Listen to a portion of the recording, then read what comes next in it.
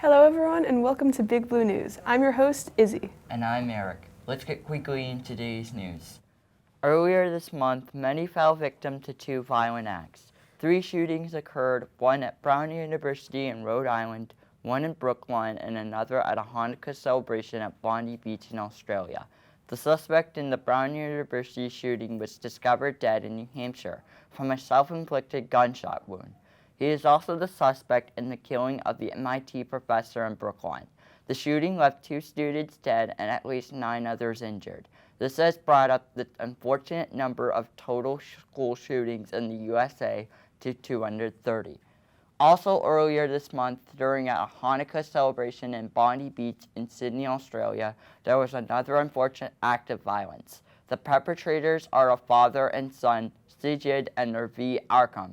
They left 15 dead and 22 hospitalized. 2 people have been released from the hospital and 3 remain in critical condition. A husband and wife who were bystanders during the attack attempted to disarm the shooters. However, despite their heroic acts, they were shot and killed. Another bystander successfully disarmed one of the gunmen, and he was shot in the leg twice. He is in the hospital now. This marks Australia's worst mass shooting in the last 30 years. We send our condolences to those who were affected by those tragedies and send our hopes and wishes for a speedy recovery to those in the hospital.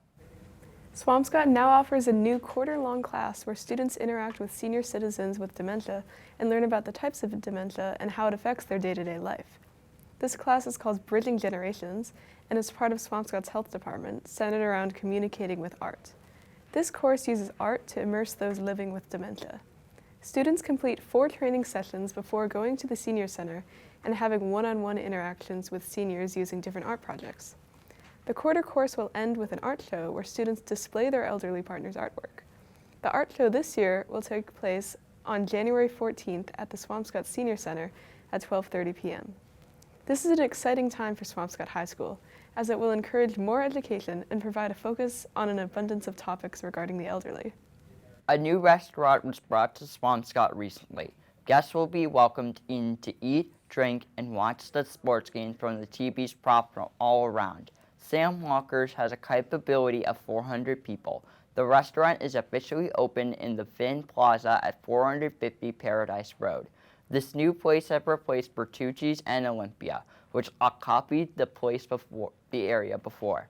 Over the past couple of days, many people have entered and invited family and friends to try out their food, allowing these staff members to get in some more training. The general manager, Mick Gwynn, said that this training was very much set up for success. The food there is described to be elegant comfort food. Overall, the whole vibe of the restaurant really sets a different mood for Swampscott, giving other option of food dining for many. Caitlin Jelly, the director of marketing with Maverick Hospitality, said it's a great place to watch a game and eat. We'll take care of you. And now we'll cut to the weather desk with Rosalie. The weather this week will stay fairly consistent in the mid-30s. Odds of a white Christmas are slim, and any snow we do get will be light and immediately turn to slush from the heavy rain we're going to get on Friday. If you're staying in Swampscott for the holidays, it's a good week to stay home and drink some hot chocolate. For anyone traveling, watch out for a volcanic warning in Hawaii, storms in Brazil, and heavy precipitation in parts of Europe. And now we cut to the sports desk with Joey and Yosef.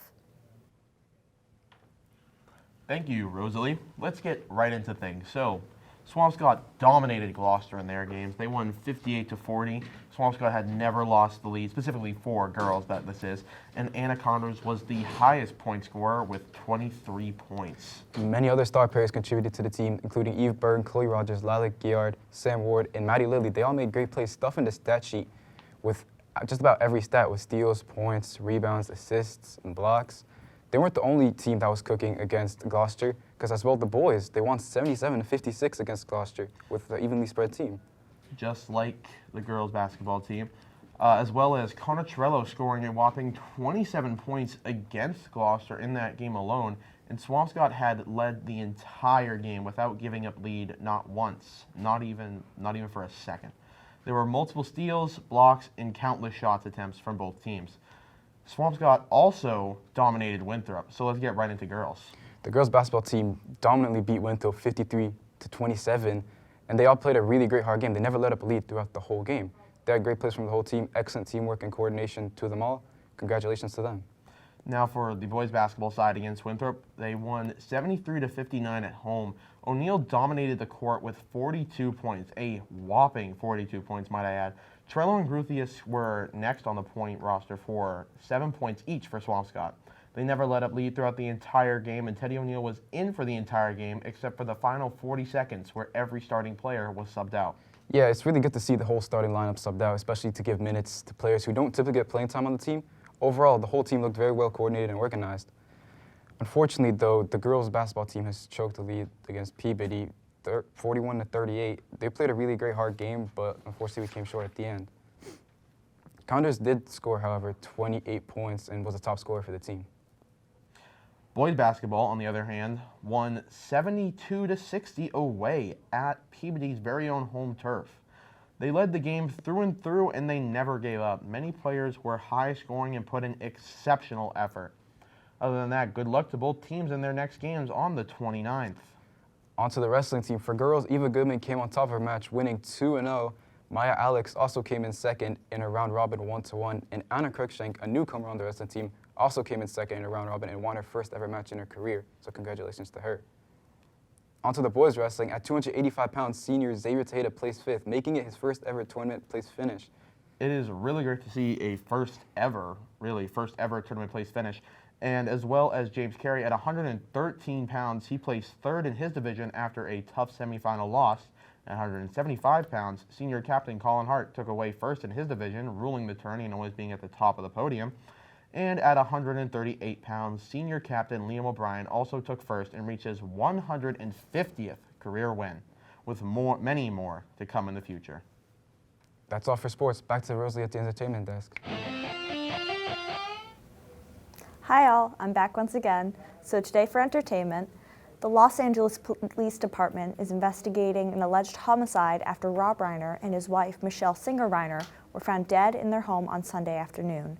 The family confirmed the death through a spokesperson. Reiner was an actor and a director with an 8-year-long run on All in the Family, a 1970s-themed sitcom. But some of his more recent works were his beloved films, This Is Spinal Tap, When Harry Met Sally, and The Princess Bride.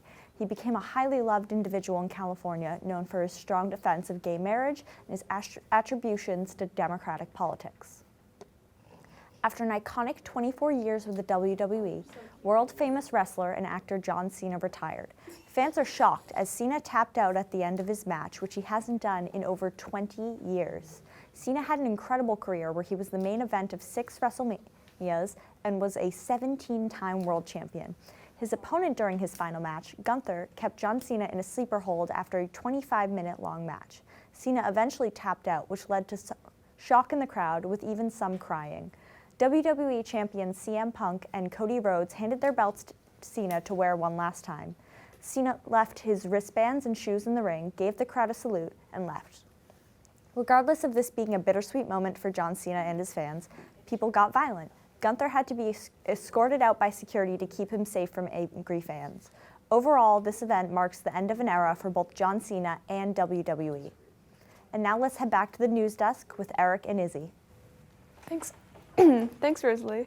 For upcoming events, first, Swampscott Public Schools goes on their winter vacation starting with Wednesday, December 24th to January 4th. Next, our school's next X-Mic is at 10:50 on Tuesday, December 23rd. Next, the SHS DECA Club goes on their district competition field trip on January 7th. Lastly, National Holocaust Remembrance Day is on Tuesday, January 27th. We thank you for joining us on this episode of Big Blue News. Tune in next time and be sure to like, subscribe, and rest well during your winter break. Happy holidays.